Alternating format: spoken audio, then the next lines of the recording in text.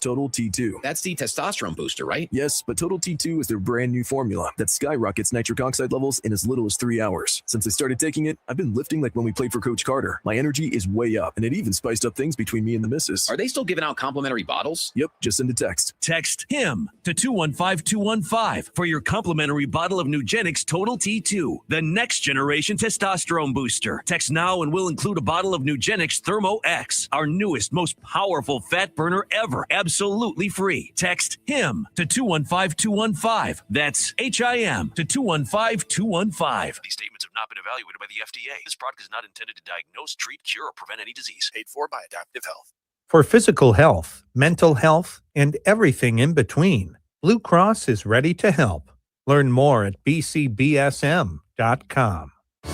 Every day, unsung heroes are transforming our neighborhoods. And 760 WJR's Michigan Voices with me, Marie Osborne, is here to tell their stories. But we need your help to find them. Do you know a local nonprofit or other community organization making an impact? Help us shine a spotlight on their work. Email the details to michiganvoices@wjr.com. Let's join forces to amplify the people building a better Michigan. Michigan Voices, Sunday mornings at 5:30, only on 760 WJR.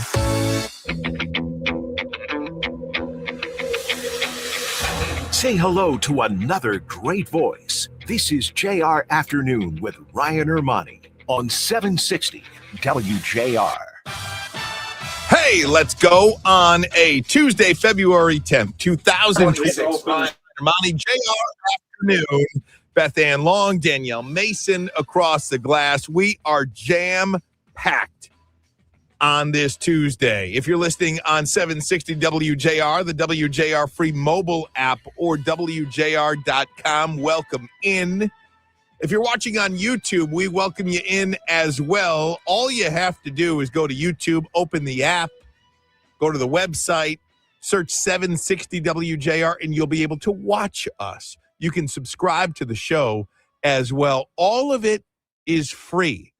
And when you subscribe to something on YouTube, it just means it's going to be easier for you to find us if you are looking for us the next time. So it is all free. We welcome you in no matter how you are watching or listening to us today, because we've got a great show for you today. And I want to kick it off with some news, some great news. There's enough tough news that we'll get to momentarily. Some great news.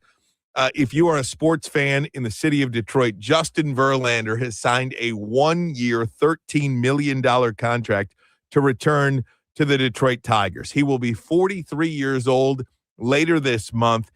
He's played 13 seasons here in Detroit. This will be his 21st season overall. What does he have left in the tank? I think he has enough in the tank. Last year, he started 29 games for the San Francisco Giants, and a lot of people will point to the fact that he didn't win a game in his first 14 starts, but he finished the second half of the season on a tear. Gave up 9 earned runs in his last 7 starts. This team just got better by signing him. Tarek Skubal and Jack Flaherty, by the way, 2 Tigers pitchers, started 31 games last year. Verlander started 29. No other Tiger started more than Skubal and Flaherty. So Verlander has a lot left in the tank as far as I'm concerned. We'll talk to Tigers play-by-play man Dan Dickerson. We'll do that at 2:35.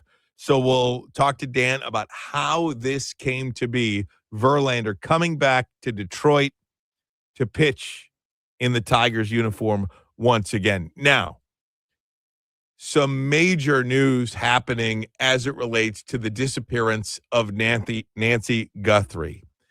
The video imaging that we have heard all along that was disabled has been recovered, and FBI Director Kash Patel just released that. So Osborne with more on this. Also, Marie is going to be talking about Donald Trump, President Trump, threatening to block the opening of the new Gordie Howe International Bridge between Detroit and Windsor. Marie, let's start with the Nancy Guthrie, but there is a lot of news happening within the last hour. Yeah, this is so fast moving, and certainly with the Verlander story also breaking. So this is a lot of stuff happening for us. But let's head to more information about the Nancy Guthrie case. The FBI releasing surveillance photos and videos of a potential suspect in this investigation. The 4 images depict a person wearing gloves, a mask, a backpack, appearing to tamper with the camera at Guthrie's front door on the morning of her disappearance. FBI Director Kash Patel says the potential suspect is armed. He's wearing a balaclava. In other words, most of the face is covered up with this knit cap. Again, that backpack. And the clothing is rather distinctive. He's got a zipped up jacket. He's wearing big black gloves. The final alleged ransom deadline connected to the disappearance of Nancy Guthrie was reportedly set for 5 p.m. local time yesterday, but it came and went, and it's not clear whether there was any communication between the family and the alleged kidnappers. But this afternoon, with the release of these photographs, this is a major, major break. In this case, we're not sure, Ryan, where these pictures came from. Were they able to get images off that doorbell camera? It certainly looks that way. Marie, that was just released about 30 seconds ago. So this is breaking as it's happening. They were able to recover it from these residual images from that Nest camera. So that ultimately was where they got these photos from, because we were saying earlier, if you've had this video, why do you just release it now? Well, they just got it now. That's why. Right. And in fact, early on, I remember when this first happened, we did say that they could tell because when they released the timeline, they said, we know there's an image there. We can see kind of a person. We just can't see it very clearly. And we're going to work with the people who know how to run these and operate these cameras to see if we can get a better image. Well, voila, today, here we have it. This is a pretty, I think, Ryan, you've seen a lot of pictures like this of suspects and so forth.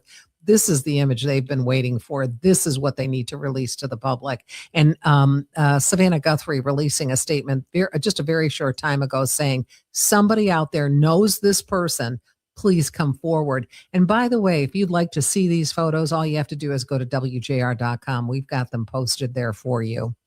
And if I could just say one point about that, Marie, one of the things this also does is maybe it rules some people out that were being suspected of this as well. So that's very important too, I think.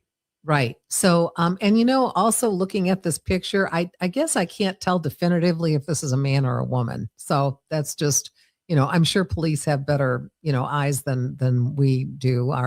We're civilians here, but right.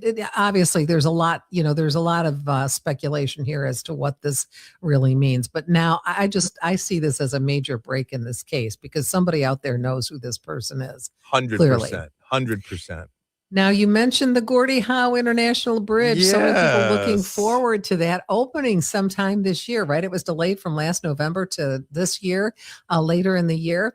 Well, in a post on Truth Social, President Trump said he would, quote, not allow the 1.5 mile bridge to open until the U.S. is, quote, fully compensated, until Canada treats the United States with what he calls fairness and respect.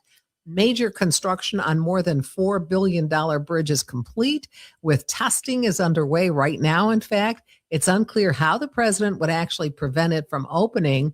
The president also incorrectly claimed that Canada owns both sides of the bridge and built it with little U.S. content. So under a 2012 agreement, the project is fully funded by Canada, but jointly owned by Canada and the state of Michigan. The deal also requires that steel used for construction come from either country. So Michigan Senator Alyssa Slotkin says blocking the bridge would punish Michiganders and could have serious consequences for the state's economy, and absolutely definitely an impact on Canadian industry as well. So both sides of the bridge are definitely very much interested in what the president meant by this and what he could actually do. Yeah, and they've got to work this out between the United States, Canada, and Mexico. They've got to renegotiate this USMCA because this back and forth with our neighbors, I mean, it's not only potentially could hurt Canada, but this could really impact us here in the state of Michigan. Marie, thanks so much. We're actually, Charlie LeDuff journalist, was on this story for years and almost predicted that this would happen, where the Gordie Howe Bridge would run into some sort of political football back and forth. We are going to speak with Charlie LeDuff about this very topic, the Gordie Howe Bridge. The president says he will not let it open unless ... What Charlie has to say about that. Plus, Dan Dickerson coming up. Justin Verlander is back in Detroit. Dan Dickerson at 2:35. We'll talk to him about the Tigers. And will the bridge open up? Charlie LeDuff has more on this. Don't go anywhere. We are packed here on a Tuesday, 760 WJR.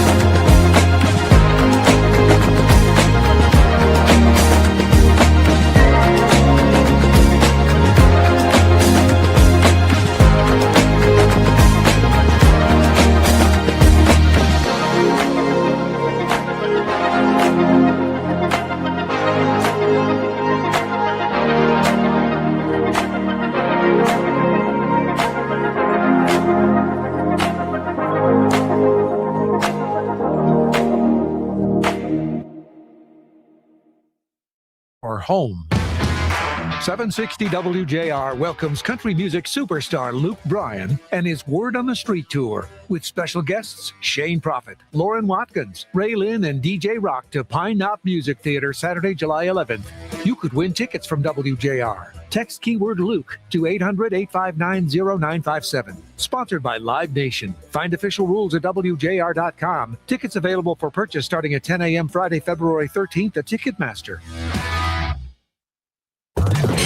WJR Traffic and Weather First. This report is sponsored by SuperSure. Do you own a small business? You need to hear this. A seismic shift is coming. It's time to get super sure. Not kind of sure, not pretty sure, not a little sure, but super sure. The seismic shift is coming. Super sure, coming soon. We have an accident blocking your right lane on I-96 westbound after Williamston Road. Moving roadwork blocking your left lane on I-696 westbound between Telegraph and I-96. We also have construction on the Lodge, northbound at Chicago Boulevard. Going to be with us until 5 p.m. Now, WJR Weather First from the Weather Channel. Here's your forecast. No big storms in sight and no Arctic outbreaks. All the Arctic air now east and north. And for now, that's where it stays. I don't think we're done. I mean, it's only early February.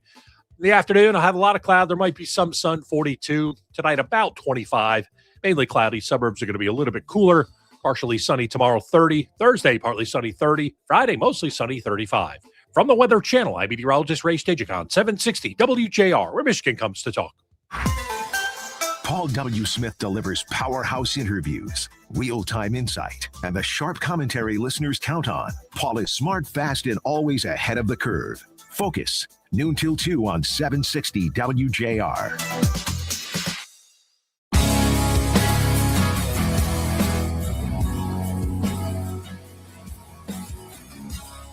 Charlie LaDuff has been at the forefront of reporting on the Gordie Howe Bridge project for the last several years. President Donald Trump posted on Truth Social last night that he would not allow the bridge to open until there is a deal that we can reach here with Canada. So for more on this, Charlie LaDuff, No BS News Hour. You can listen to him. You can read him, enjoyer.com. Charlie, thanks so much for the time, my friend. You got it, man. So, Charlie, break this one down for me. First and foremost, the reporting that you have on the bridge and some of the things that have been going on over the last several years, how difficult it was to get this bridge up and running, constructed, and open. You predicted this bridge would not open. What was your thought process, and what do you know about what the president is saying about it now? Well, I didn't ever say I predicted it wouldn't open. It just wasn't going to open when the authority said so. The reason I knew that was because that's been going on since 2018. This battle's been going on for 30 years with the Canadians. Basically, what Trump is saying is, Canada, you're screwing us with these trade deals. Okay, we're trying to negotiate with you. Carney runs over to Canada and says he's going to cut a deal with the Chinese. Globally, here's what's happening. China is using NAFTA, right, the most favored nation within NAFTA, to dump goods. Then there's something called self-attestation, which means Mexico and Canada take these goods, say, yeah, they were made here, or they were significantly altered, and then they get dumped on us. I think what Trump wants is 30% tariffs on Chinese goods from the Mexicans and the Canadians. That's what it's about. Otherwise, it's all coming over the bridge. Number two, we don't even know where that steel came from. That was a Canadian job. The Canadians financed it, and we waived the Buy America First clause. Obama did, and it's a real good bet that that's Chinese steel. So Trump wants a peace. He wants a good deal, and he wants a peace. How would this affect us here in the state of Michigan, Charlie? Well, not at all. First of all, let me go like this with the financing. Yes, it's a joint Canadian-Michigan bridge, but Canada will not share the revenue with Michigan until all the money's recouped. By the mid-projections, that money will never be recouped. So the United States will never get a nickel of it. Canada will never break even. So Canadian children... Is that, Charlie, forgive me for jumping in, is that purely because there's just simply not enough traffic anymore? Boom. Since the year 2000, traffic between the tunnel, Windsor Tunnel, and the Ambassador Bridge has fallen 60%. Throw in another bridge. Then look at the bridge in Niagara and Buffalo and Port Huron. Yeah. So how will this affect us? Well, it won't, because it's never been open. So, when I'm hearing Hertel and Haley Stevens, it's going to destroy us. Not a bicycle hasn't gone over that bridge yet, right? Traffic is falling. Don't buy it. Don't buy it. Let's sit back and see. Has Canada responded? I've not seen the Prime Minister of Canada say anything in response to this yet. Have you heard anything? No. Well, of course, I've got, I have heard, however, that they recovered some videotape, but Nancy Guthrie's doorbell. Yeah, I'm going to ask you about that in 1 second, because I know I know you've been following that like the rest of the country, and you know the ins and outs of all these investigations and how they work. One more thing about this: why would Canada, if if how you're describing it, Canada makes a deal with China, essentially, if I'm getting this right, please correct me if I don't.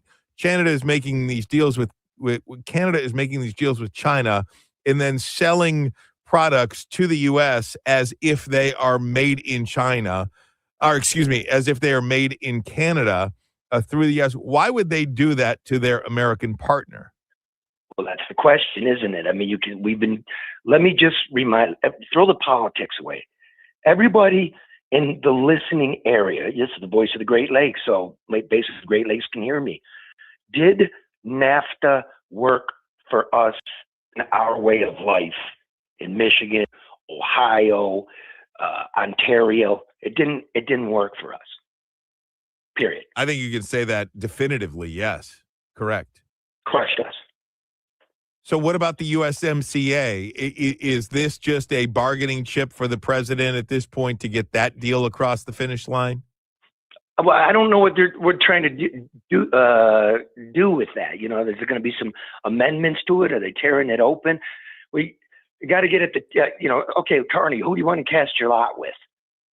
Right? Because let's put it this way. The Canadian automobile is cheaper than ours, but the Canadian auto worker makes a couple bucks an hour more than we do because Canada subsidizes the healthcare. In our country, it's the private industry. Remember, the car companies in Canada aren't Canadian car companies. They're our car companies. So we, by virtue of they don't meet their defense spending minimums, right? They're able to subsidize healthcare while we provide the defensive shield, and our healthcare system's a mess. So is Canada's, but you see how all this works? It's time now. Charlie, let me ask you, who's got the cards in this negotiation here? Who's got the cards? Well, everybody's got cards, right? That's why we're talking about what's the poker game. You know, it's the World Series of Poker. What's he got in the hole? You know what I mean? But Trump's got some strong cards, and Carney's got some strong cards. So, I didn't want to be belligerent about it. I hope something more equitable comes around, but probably the United States. In fact, yes, it's the United States. One last thing. Yeah, please. The international company, the Spanish company that built this bridge that's 400% over budget, is the main contractor on the light speed rail in California that's way over budget. Same company. It's incredible. It's incredible how these projects get built and so over budget and so beyond any sort of reasonable timeline that they say they're going to be built in. So let me put a pin in this. By the way, Charlie, you were absolutely right. This bridge, as you predicted, will not open when it said they were going to open. You were spot on about that. Let me ask you about the Nancy Guthrie. You've covered a lot of investigations. The FBI releasing these new images and new video, claiming that they're releasing them now and not a week ago because they just recovered these from the cloud, essentially. Do you believe that? Is that why they're just releasing them now? Do you believe? Why not? I guess a back end scrape, they called it. But here's the thing. Having done a lot of these, been on the cold nights with the detectives and stuff, my basic questions as a reporter is, was there forced entry? Because there's a steel gate door right there. Was there a crowbar? When they abducted her, was the door locked? Did they, when Tommaso came over in the morning and you were looking for the old lady, did you have to unlock the door? Well, we don't know if that is the person. No, but he's the one that with his wife showed up to find the old lady. Oh, yeah. Got it. So all you're looking for is like, how'd you get in? Right. And was the door locked or was it not locked? Right. Simple stuff. It is incredible. Look, and I got less than a minute left, Charlie. As somebody who's followed a number of investigations, I think the local sheriff's department in Pima really botched this by turning the house back over to the family a day after an investigation. All that evidence now is contaminated. Don't you believe that? Yeah, you ever been to Pima County, Arizona? No. So you shouldn't be surprised. If you are in Pima County, Arizona, never go into the Circle K after midnight. Fair enough. That's great advice, Charlie. Listen to Charlie, No BS News Hour, and, of course, enjoyer.com. Charlie, you're the best. Thanks, buddy. Thank you, brother. Bye. You got it. Hey, coming up next, big news today. The Detroit Tigers signed Justin Verlander to a one-year deal. Dan Dickerson will join us next here on 760 WJR and WJR.com.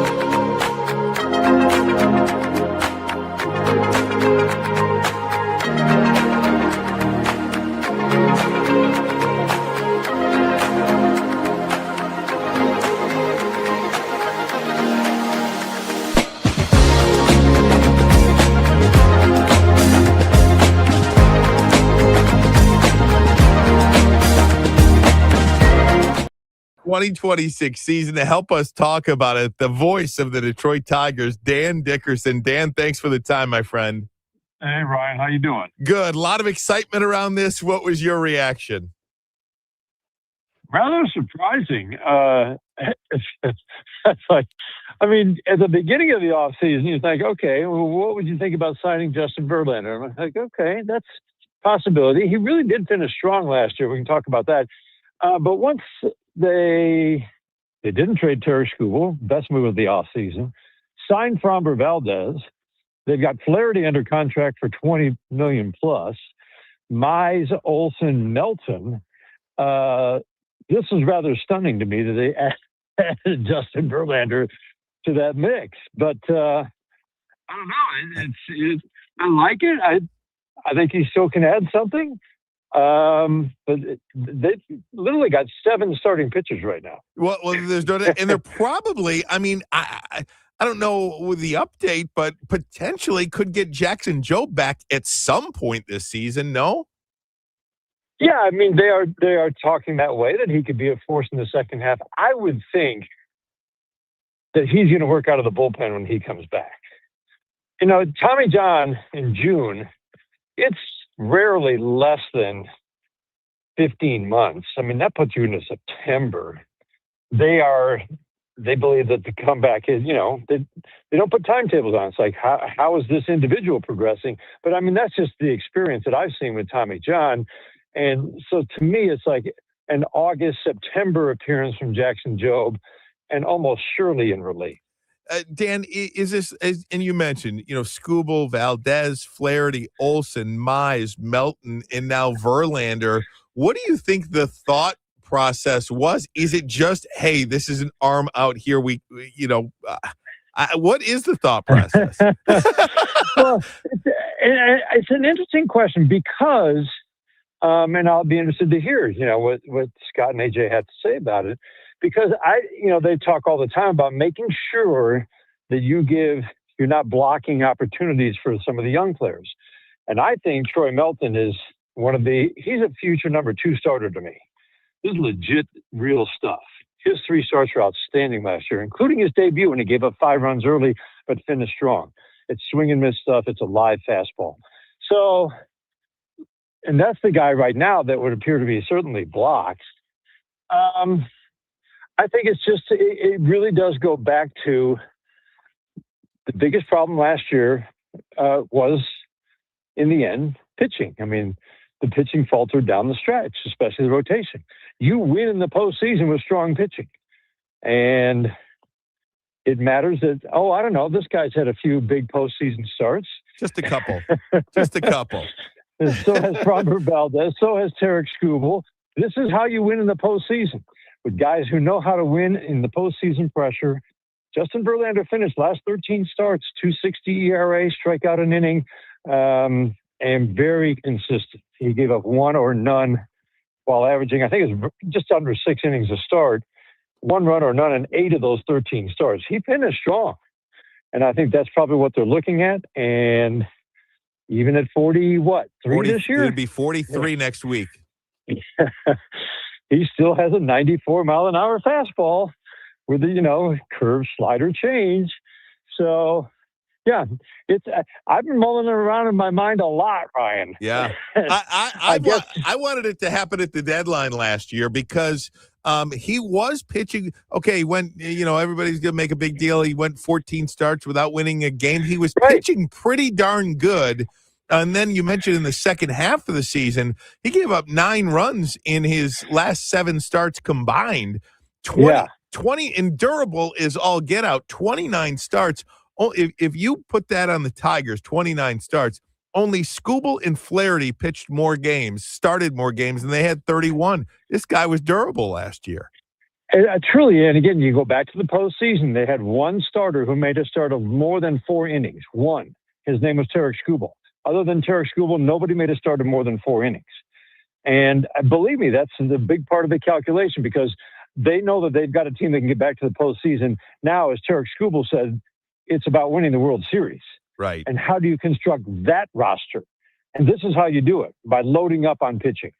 Dan, let me ask you about Skubal because, we name all of these pitchers, and I don't believe they were ever going to trade Skubal, and I still don't now, but I do think it's worth the question because they've got like 7 starters, maybe even 8 now. Is there a possibility that you sign Verlander in order to not pursue a trade with Skubal, but entertain the idea? No, I do think the possibility of a trade is certainly heightened, not of Tarek Skubal. Sure. Okay. That would make no sense to me at all. I mean, you've got him on your roster. You want to win a World Series, your best chances with that guy on your roster. Great point. Worry Because about these guys can't hit. later. These guys can't hit. Everybody we just named can't hit. So do you use one of these guys to trade for a hitter potentially then? That's a great point. Okay,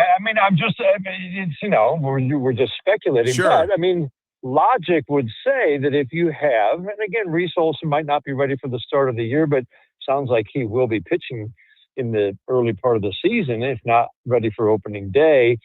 You would look at Flaherty and Mize, the guys who are going to be here for one more year. Mize is a free agent after this year, and so is Flaherty. So that would be, that's possible. Certainly seems possible.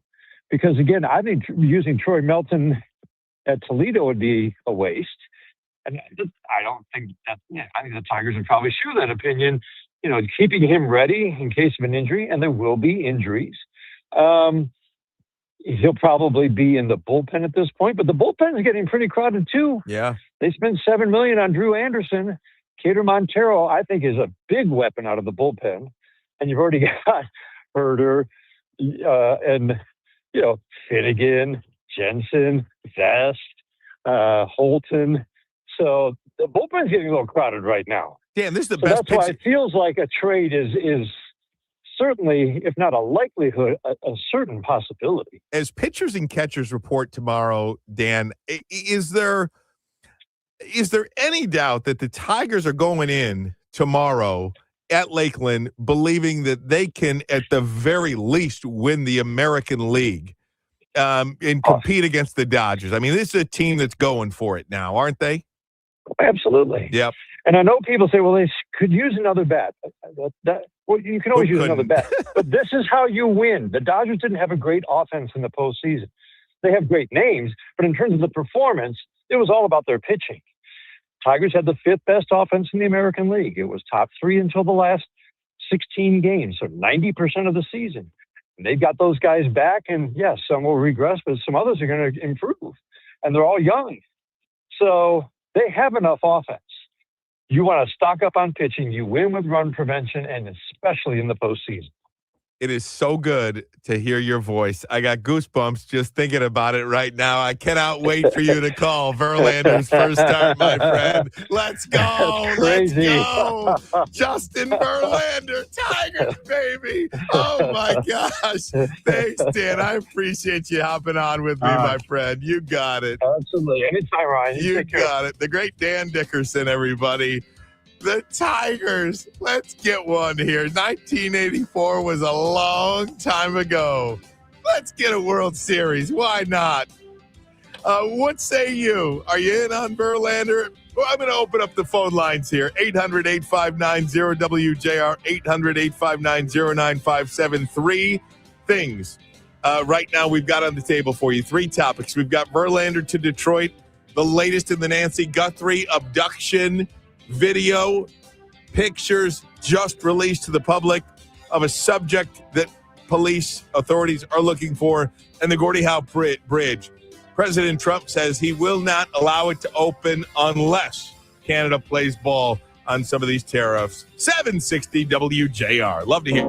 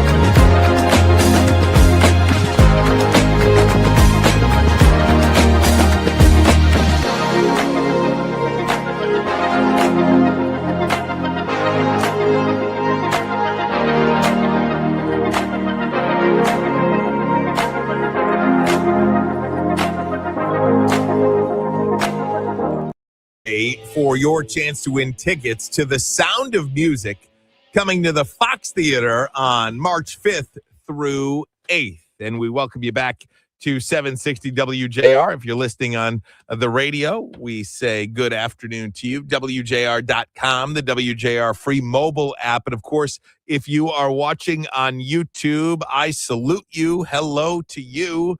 All you got to go is youtube.com or the YouTube app, search 760 WJR, and we will have the live show right there. And what Beth Ann has been doing a great job of is taking our interviews individually and posting them in individual clips. Paul W. Smith is now doing that show. His show, Focus, is also live on YouTube now, and we'll continue to expand and grow and do more shows and everything like that. So we invite you to check it out if you have not. And you don't even have to watch live. You can watch whenever you want. You can listen whenever you want. So all of that is right there for you anywhere, WJR.com, WJR free mobile app. You get the audio. And then if you want to watch us, go to YouTube. 800-859-0WJR, 800-859-0957. So much in play today. You've got the president saying he's not going to allow the Gordie Howe Bridge to open unless Canada plays ball a little bit. You've got the country, the eyes of the country glued to this Nancy Guthrie abduction. Now the FBI is releasing videos and photos of an armed individual walking up in a ski mask. This video was just recovered today from residual data in the Nest camera. They have not a Ring doorbell, but a Nest camera, and that is what was destroyed. That is what they were working on to get some sort of surveillance video evidence. NBC is reporting that because the family does not recognize this person, that is why they released it to the public now when they did as well. So we've got that in the mix, and Justin Verlander signs a 1-year deal to return to the Tigers that I'm very excited about. So we've got all of those stories in place. So much more in hour number 2. But let me get to Bill in Rochester. You're on 760 WJR. Hi, Bill. Hey, Ryan. How you doing today? My man. It's warming up, so it's a good day. Yeah, that 44 feels like 64, doesn't it, out there? Oh, yeah. I'm about ready to walk out in my T-shirt. Yeah, right. Hey, real quick, the Trump negotiation with Canada and the bridge. Yes. I agree with it. Good deal. We'll see what happens.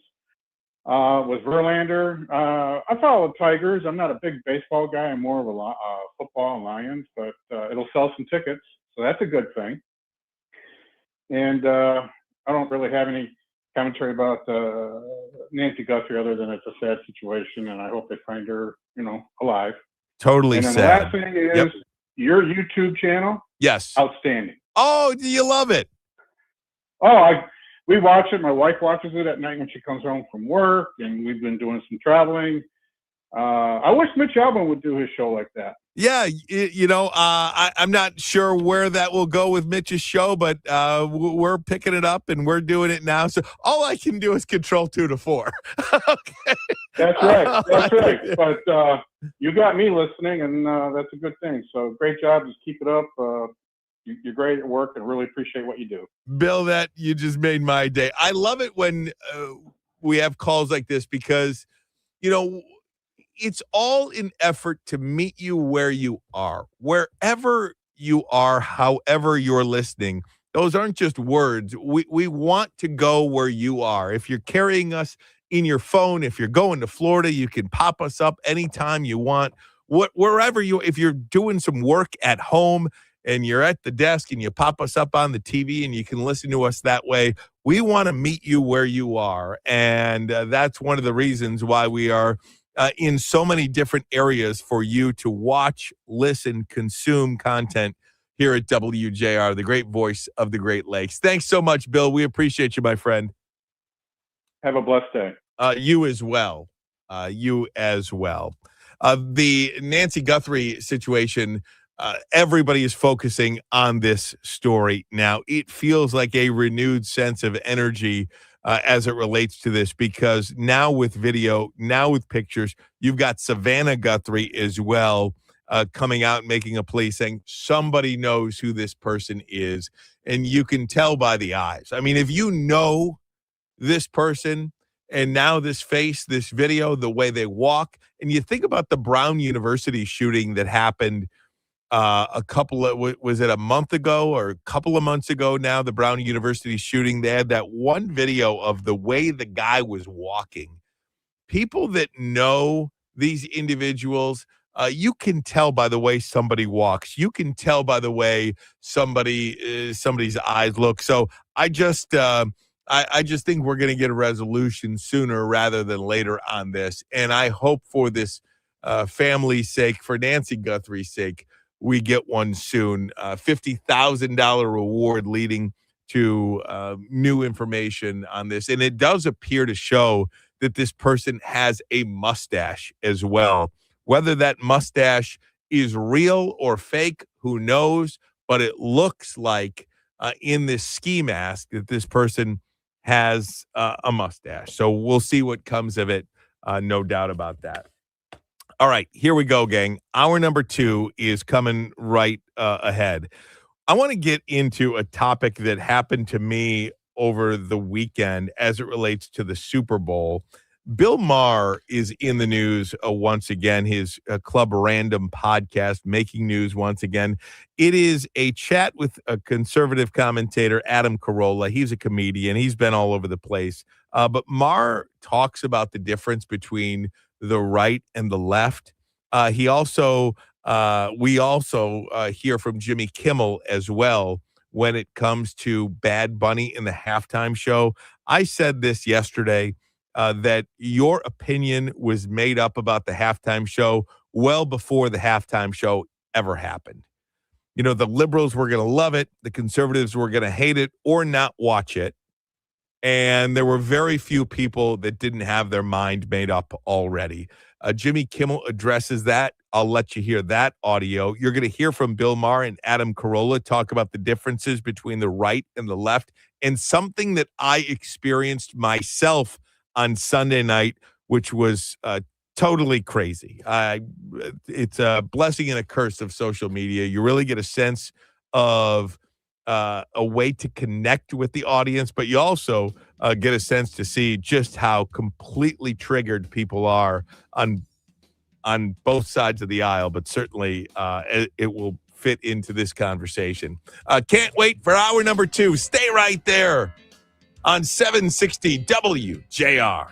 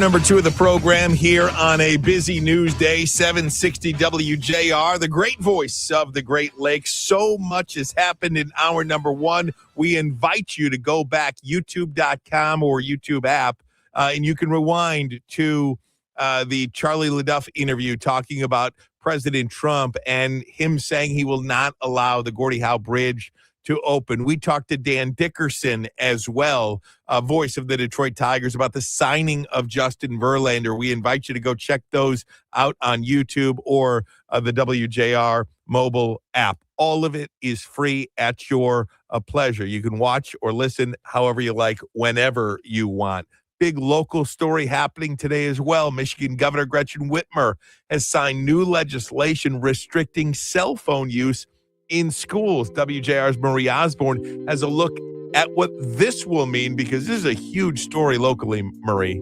It sure is. So many parents and family members are really interested in this. So are the kids.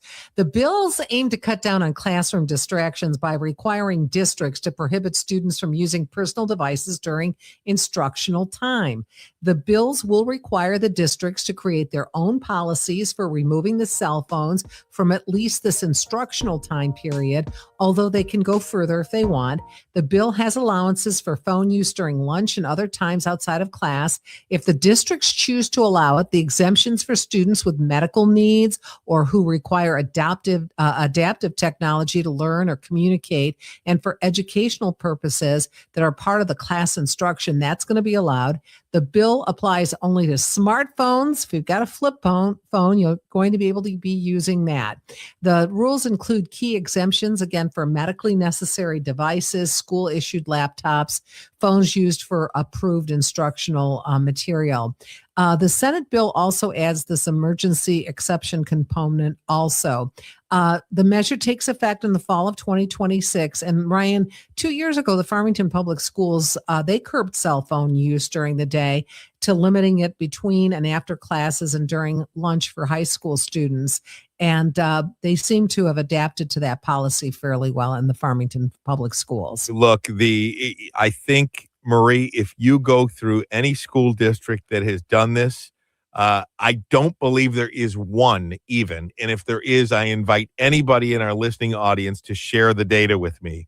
But I don't even believe there's one instance where this had a negative effect on some. I mean, it's all positive, like 100% positive. When you put the phones away, when you leave the social media in your locker or at home, whatever, it is 100% a positive effect for these kids.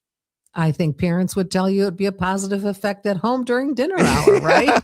There's no doubt. And, this is an important topic, Murray, too, because I don't know if I'll get to this topic today. I was going to do it today before all of this news broke, but I'm probably going to save it for tomorrow. There was this Senate hearing. The Senate Commerce, Science, and Transportation Committee heard from experts on the impact of screen time on children and young adults. And one of the things that they said was that Gen Z, those born between 1997 and 2012, will officially be, I hate to use this term, but it is what it is. Gen Z is the first generation officially dubbed dumber than the previous generation. Every single generation in the history of mankind has gotten smarter than the previous generation. They do not believe this generation will be as smart because of the way they're learning. And it's not the kids' fault. It's not the teacher's fault, but how we're teaching the kids with all of these Chromebooks in all of the different things we do. We have taken the pen and paper out of their hand. Brains process when you write something down, not when you keep a note on a computer that who knows if you could find it anywhere. But it is something worth looking into. And again, I want to make this very clear. This is not the teacher's fault. This is not the kid's fault. This is, I think, society's fault. And we didn't know what we didn't know when we thought it was a good idea to introduce all of this tech at school. I couldn't agree with you more. I absolutely couldn't. And a lot of I find that I learn better if I write something down. Like I can hear it and see it and all that, but if I write it down, that process of moving the pen, not just my keyboard, moving the pen, Yes, really helps me remember something and learn it. So there's a lot to that. Absolutely. I did. I was helping my daughter with some social. She's in 5th grade. I have a son who's in 2nd grade and a daughter who's in 5th grade. I was helping her with some social studies, a review for a test that she had to take. And shame on me for not realizing this until I was helping her study for that test. But all of her work is done on the computer. And there was no book to refer to. The book was actually on the Chromebook that you get through school. So you have to point and click at different pages. There was a million different clicks that you had to make. And I said, "Where's your book?" She said, "Well, here's the book." The book was on the computer screen. And yes. I almost lost my mind because I'm sitting there trying to read it and learn it. And it's just, it's a shame what we've done. But I guess we didn't know. I mean, we didn't know. And if you knew, but now that we do know, something's got to be done about it. Thanks, Marie. Thank you. You got it. So more on that tomorrow. I want to do that tomorrow, but I want to get to this next. And it's really, truly trying to have a conversation with you. I'm going to read one example from a business owner. This is a difference between the right and the left.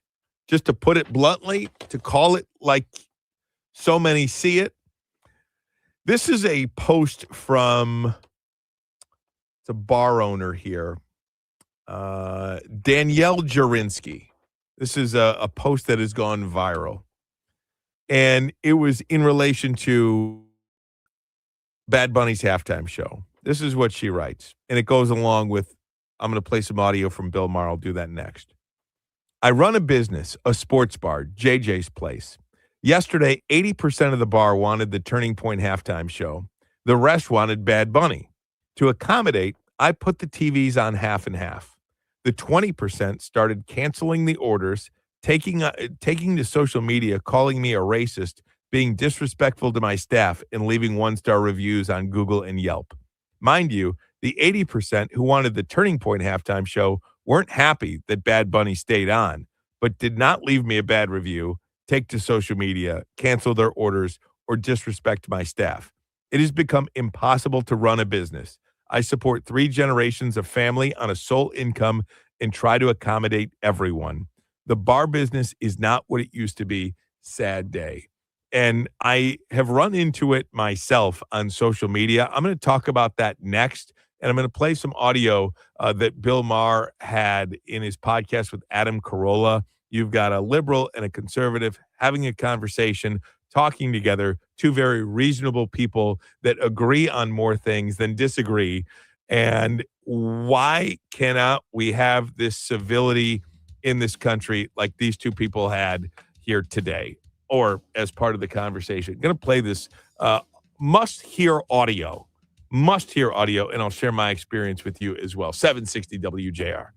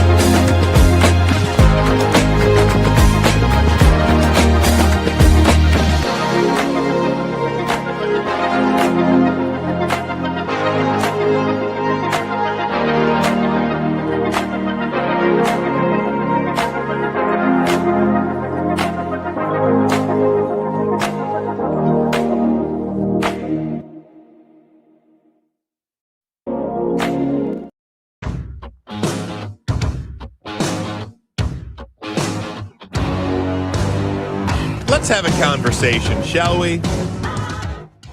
There is nothing more than that I like than to, well, it's not true.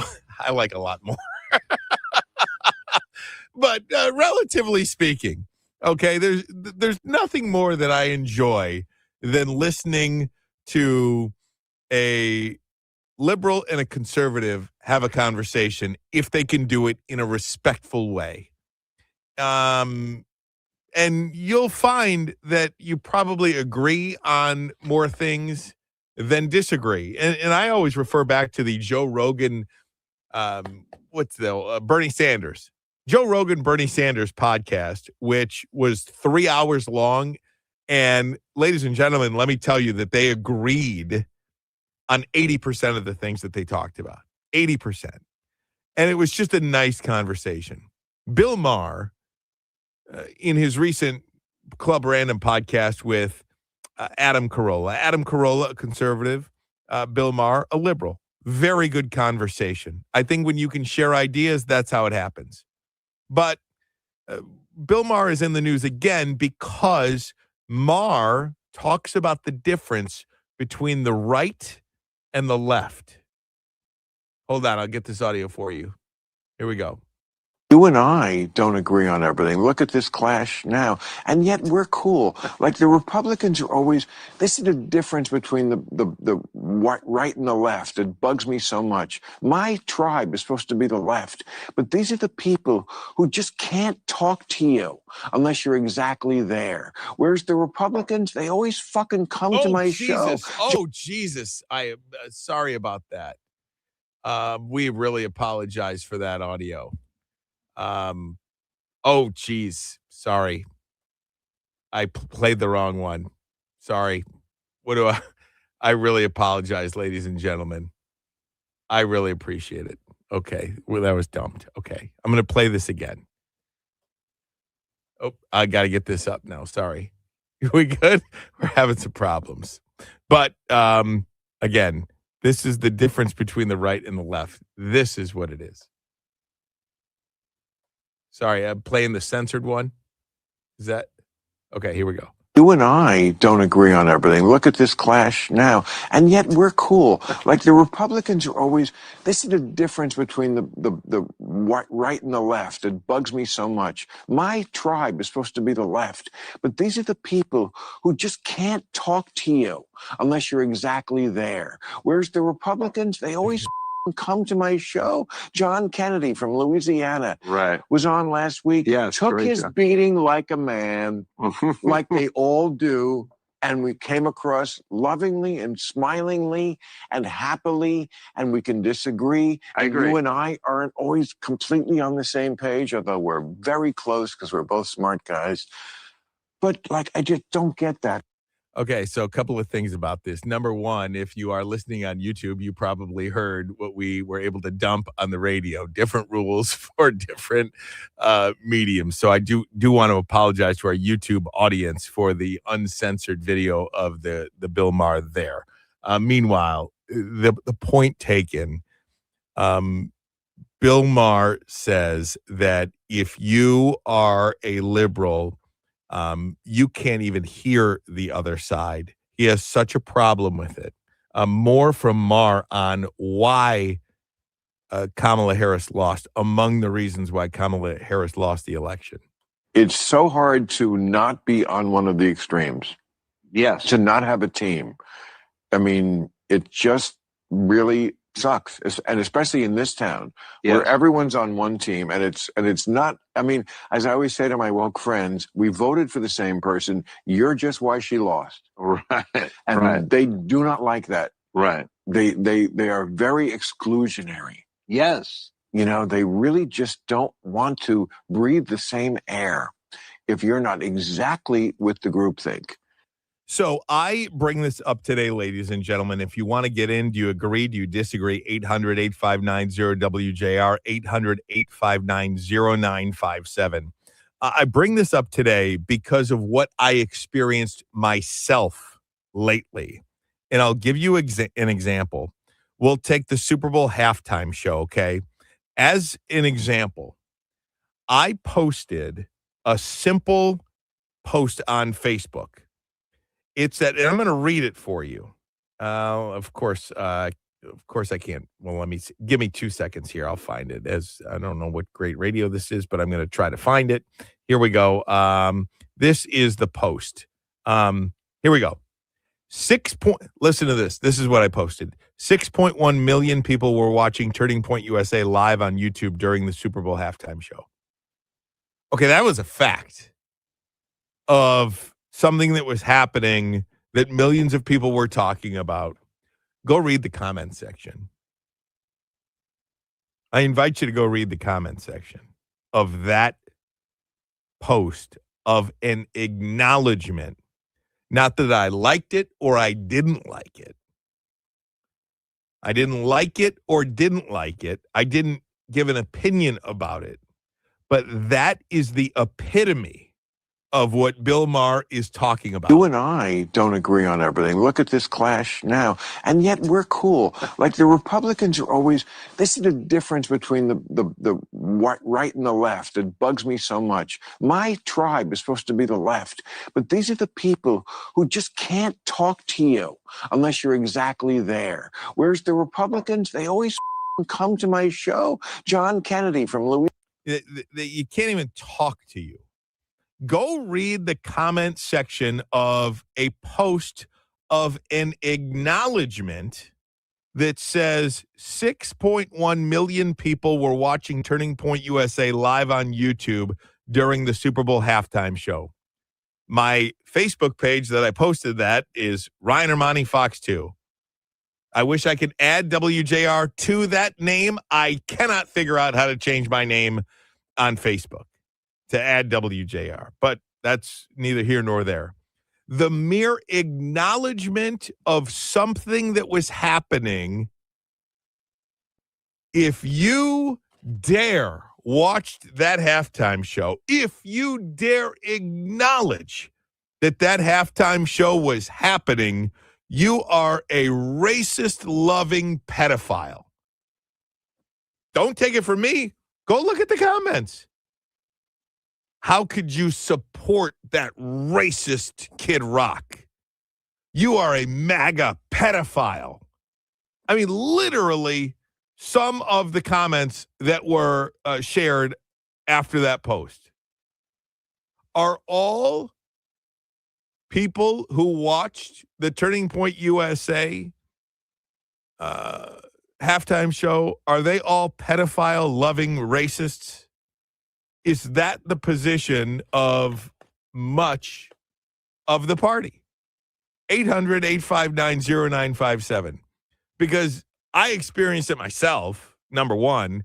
But number two, what Bill Maher is saying is completely taking on a life of its own. And look, this is something that Van Jones talked about. This is after 2024, the November 2024 election. Van Jones said this. If progressives have a politics that says all white people are racist, all men are toxic, and all billionaires are evil, it's kind of hard to keep them on your side. And so we might want to think about, if you're chasing people out of the party, you can't be mad when they leave. And maybe if we had a different politics, we actually said dignity for everybody, everybody's respected, and we need you, more people might stay. But we experienced it with the halftime show. Here's Jimmy Kimmel last night. I told you, ladies and gentlemen, your opinion was made up 5 days, 10 days, even before Bad Bunny took the stage. This is Jimmy Kimmel last night. This week, almost every liberal I know suddenly really into Bad Bunny. I mean, people I've never heard say the words bad or bunny in their lives. Like, I can't wait for Bad Bunny. Oh, what's your favorite Bad Bunny song? I don't know, but I love him. I love Bad Bunny.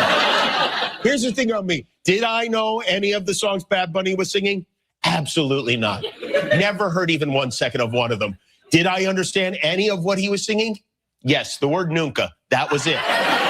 Whatever the tribe tells you you should do, you do. And the fact that the fact that you can't even acknowledge journalistic integrity. How in the world could you ever dare watch Turning Point? How could you even acknowledge this racist Kid Rock? How could you not like Bad Bunny? Die, pedophile. You're a racist. It's incredible. Bill Maher has never been more right, in my opinion. 800-859-0WJR. If you don't agree, if you have another viewpoint, you are a racist pedophile. Tell me I'm wrong. 800-859-0WJR. Clear as day. Just go look. 760 WJR.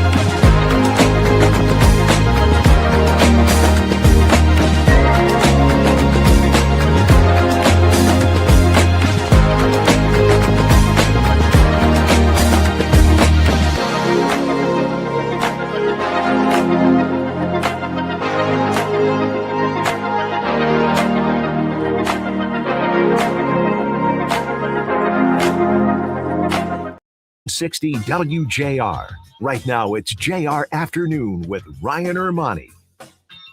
So, full phone lines here, and I'm going to ask everybody, in the interest of time, if you could keep your comments to about a minute, because I really want to try to get everybody in. We're talking about the Bill Maher Club Random podcast with Adam Carolla making the rounds. He says the difference between the right and the left. The right will just be cool with you, and the left doesn't even want to breathe the same air if you do not believe what they believe. A bar owner has gone viral, Danielle Jurinsky, saying, I run a business. It's a sports bar, JJ's Place. Yesterday, 80% of the bar wanted the Turning Point halftime show. The rest wanted Bad Bunny.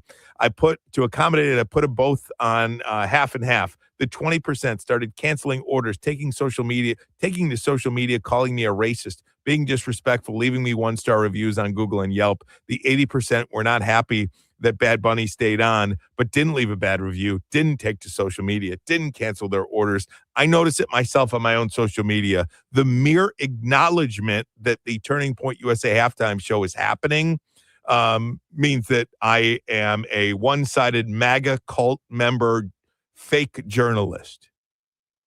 Sorry, if you weren't paying attention to the Turning Point USA halftime show that has now gotten about 30 million views and over 6 million live, you are the activist. If you deliberately did not pay attention to what half the country was talking about, if they weren't paying attention to it, they were at least talking about it. If you're not paying attention to that, you are not journalist. You are the activist. And I say that about every single person that went on the comment section of anywhere and blasted your friends, your family, people you know, because they like something else. They have a different viewpoint. Their likes are their likes, and they're entitled to that. Adrian in Ferndale, you're on 760 WJR. How you doing, Adrian? I'm good. How are you doing? Good, buddy. I gotta say, I feel like what you're doing is what you're accusing progressives of doing, and it's what's that, Adrian? I feel like you're creating kind of this mythical idea of a liberal that holds absurd views and is completely unaccepting. And I'm not. It's not mythical in my experience. Well, I don't know. I mean, I posted congratulations to Bad Bunny for breaking all halftime viewership. And you wouldn't believe the vitriol that I got in response to just posting that. Those numbers, by the way, have not come out yet. They come out at 4:00 today. So there's a bunch of fake numbers going on. But anyway, Adrian, I'm just saying, is there 100% of anything? Absolutely not. There are absolutely people, conservatives, that will absolutely blast. But it's my belief that Bill Maher is completely accurate in his assessment, and I've experienced it myself. I would just add that I think an objective view would show that the political right relies on cancel culture much more than the political Completely disagree with that. I completely disagree with that. If you want to have me on sometime, we can knock the numbers around. I'd be happy to, but I'll let you get to your next caller. Thank you, Adrian. I appreciate it. Call back anytime. I'd love to have a conversation with you, actually, because you sound like a reasonable person. Sounds good. I'd love to talk to you anytime. Jamie in Deerfield, you're on 760 WJR. Hi. Well, sort of a two-sided thing, but first to quote another personality on the show, I agree with you 1,000%. Or on your radio station. But look, I happen to be a transgender conservative, and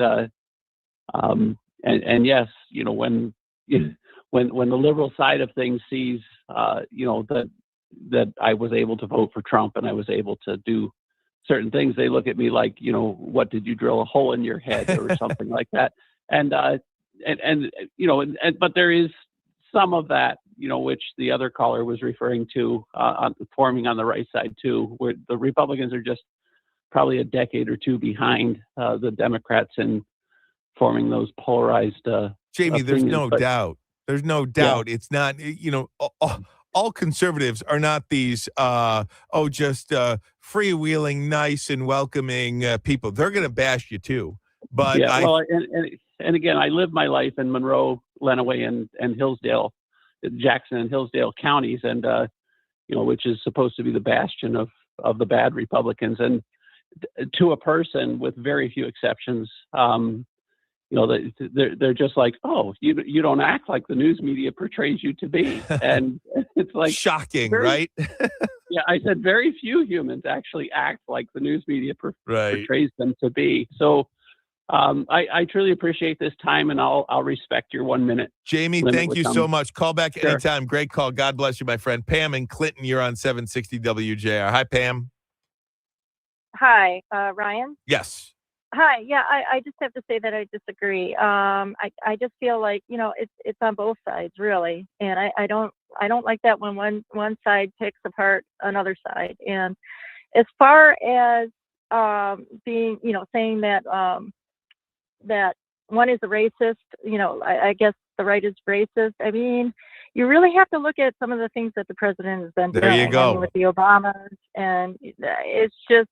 So, do you believe, Pam? Let me ask you a question. You sound like a reasonable person. Do you believe all Trump supporters or anybody that watched the Turning Point USA is a bunch of racists? No, I saw some of it. I saw some of it on YouTube. I'm not saying that. But, and I'm just saying it happens on both sides. I'm not saying, that everyone's a racist, but I won't support somebody that does certain things. I just won't. And that's just the way I am. And I'm not necessarily a liberal. I'm an independent. So I just feel like it's almost like they're trying to separate us, the media. So anyways, that's pretty much all I have. And I think social media does a good job of that. And again, go look at any one of my posts that have a factual comment about Trump, Turning Point, anything on the right. Hold on one second, Danielle. Let me see if I can get Doug in Royal Oak in. I'm going to take this a little bit longer. Can I keep going or no? Yeah. Doug, go ahead. You're in Royal Oak. How you doing, buddy? I'm doing great. Boy, I take my hat off for you for sticking your head out there and being just to post something without showing a side to it. Just tells you that there's so much stereotyping going on out there that I watched both. I was curious. I wanted to see the Bad Bunny. I wanted to see Turning Point. And I think people should be entitled to have their feelings. But when you can't talk to somebody, I don't know where we're going to go. But the one thing I know in common is probably the far left, the far right, and everyone in between is fairly happy with the stock market these days. Well, I throw that in there only because there's a lot of things going on that have been good. Yep. Now, am I not happy that the president wants to hold back opening the Gordie Howe Bridge? I'm not happy about that, and I love our neighbors to the north. Sure. Too, right. No, Doug, we got to talk about that story another day. I really wanted to highlight. I'm running out of time, like you wouldn't believe. Go ahead, my friend. Thank you, Doug. I appreciate it. I'm so sorry I can't get to everybody. I really apologize. I do want to say this though. I think based on my experience of just posting about the news, it is incredible. The backlash that you will get if you post anything positive, news related about this president or anything like that. And I think that the restaurant owner of the sports bar JJ's place, I think she hits the nail on the head. We got to talk Justin Verlander. I could do this all day, ladies. Justin Verlander coming back to Detroit. Steve Courtney is going to join us next, 760 WJR.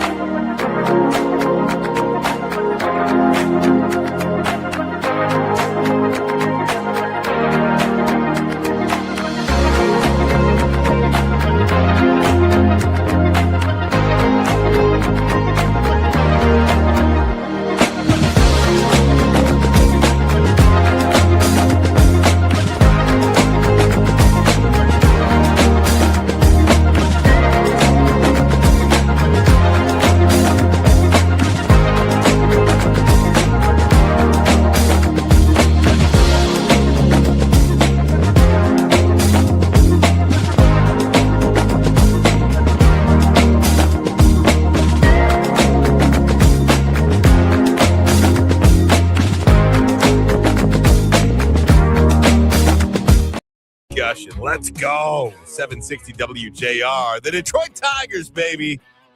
Pitchers and catchers report tomorrow, as will Justin Verlander. He has signed a one-year deal with the Detroit Tigers. Steve Courtney, I wanted it to happen at the deadline last year. I wanted it to happen at the deadline the year before, but it is finally happening, my friend. Verlander back with Detroit. Well, my friend, let it be a lesson to us all. In the world of sport, the more things change, the more they stay the same, huh? Yeah, JV coming back wearing the Old English D. He's going to turn 43 next week. But he spent 13 illustrious seasons with the Tigers from 2005 through 2017 before that midseason trade to the Stros. Won 183 games with the Tigers, posting a 3.49 ERA in a little over 2,500 innings.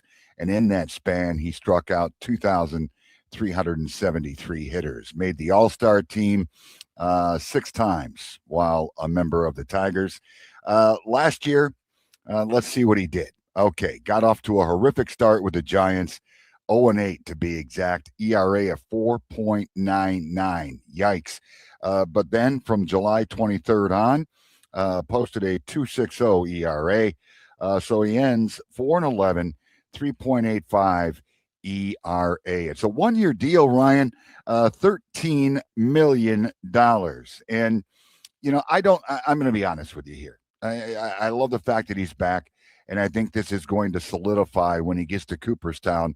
He'll be wearing the Old English D on the cap. That being said, he joins a rotation that will feature for however long Tarek Skubal, Framber Valdez, Reese Olson, Casey Mize, and of course Jack Flaherty. I don't know how effective JB is going to be because we all know Father Time waits for no one. But can he be effective? I think he can be. How long will that be? We'll just have to wait and see. Listen, I love this guy, and maybe my rose-colored glasses are on because of it. But this guy's as durable as they come. 29 starts last year for San Francisco. If you look at the Tigers pitching staff, Flaherty and Skubal had 31. That was it. So Verlander will eat some innings potentially.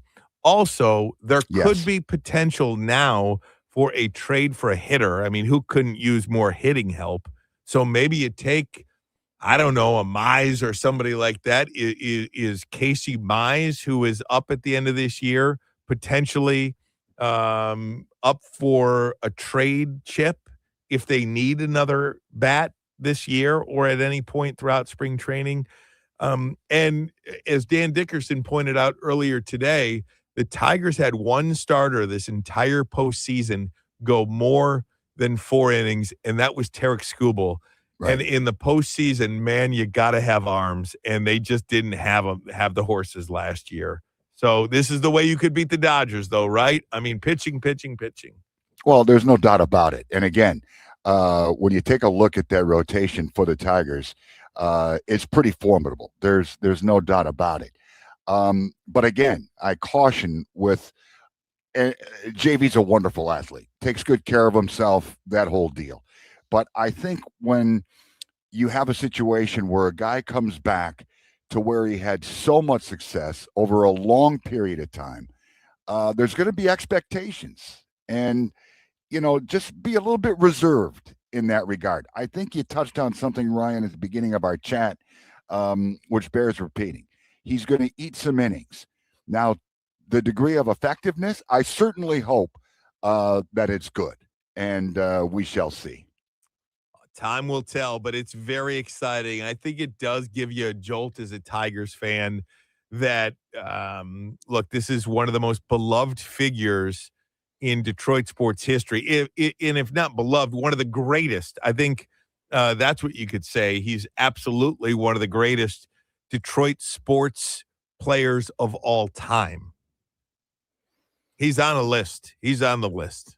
Well, because you go back to when he began his Tigers career around 2005, right? He quickly became a fan favorite, and you knew at that point in time, it wasn't going to take long that this guy's the real deal, and he certainly was. And we applaud and we admire for however long it lasts, Tarek Skubal, but you could easily say that Verlander was Skubal before Skubal was here, right? No doubt And about it. It's interesting now. And by the way, Tarek Skubal posted a very positive reaction on social media to JV getting back to Detroit. In the time we have left there, my friend, obviously still trickled down from what went down in Charlotte last night, a little basket brawl with the Pistons and Hornets. Moussa Diabate, Miles Bridges of the Hornets, they were shown the door. Jalen Duren and Beef Stew, Isaiah Stewart, they were also shown the Any door. suspensions yet on that? I haven't Have seen not that. heard, no. Yeah. And I'm sure the one that is obviously going to be, I think, the most impactful right? is going to be Isaiah Stewart because he left the bench. And his reputation. There you go. So, but that being said, like JB Bickerstaff said afterwards, we didn't ignite the flame. We didn't, instigate. We were defending each other. No doubt. And so now, is the NBA going to be looking at it in that regard? It was a very emotional game. As a matter of fact, watching it, it was getting a little dicey before this third quarter rhubarb. No doubt. And so there we'll go. Steve, keep you posted. Steve, I love you. But I've got a gift for the audience here. You ready for this? Yes, I am. Be caller number 9 at 800-859-0WJR. Caller number 9 is going to win a pair of opening night tickets to Rodgers and Hammerstein's Sound of Music at the Fox Theater, directed by 3-time Tony Award winner Jack O'Brien. This vibrant and romantic tale of Maria and the Von Trapp family will captivate you with its universal themes: resilience, love, power of music. Playing Detroit's Fox Theater March 5th through the 8th. For a bonus chance to win, text keyword Maria 800-859-0957. Official rules, visit WJR.com. Tickets on sale now at Ticketmaster. Steve, I love you. I love everybody. The Mitch Albom Show is next, 760 WJR. Westwood One Sports presents this special update on the 2026 Winter Games. Canada has had the slight edge on the U.S. in women's hockey, 18-13 in championships won, 5-2 in Olympic gold medals. But the two teams played 4 exhibition games a few months ago. The U.S. won all 4 by a combined 24-7, and they lead right now 2-0 after one period. U.S. goals by Caroline Harvey and Hannah Bilka. In alpine skiing, they changed the rules for the combined event. Instead of one skier doing both, one skis the downhill, another the slalom, and the U.S. had somewhat of a dream team. Breezy Johnson just won the gold in the downhill, and Michaela Schifrin's best event is the slalom. Johnson did her part, but after Schifrin's run, the team went from first to 4th off the podium. That's where Schifrin was in all 6 of her events 4 years ago. U.S. today has won 3 silver medals, 2 bronze. Ashley Farquharson has won a bronze in the luge women's singles. John Stashower, Westwood One Sports.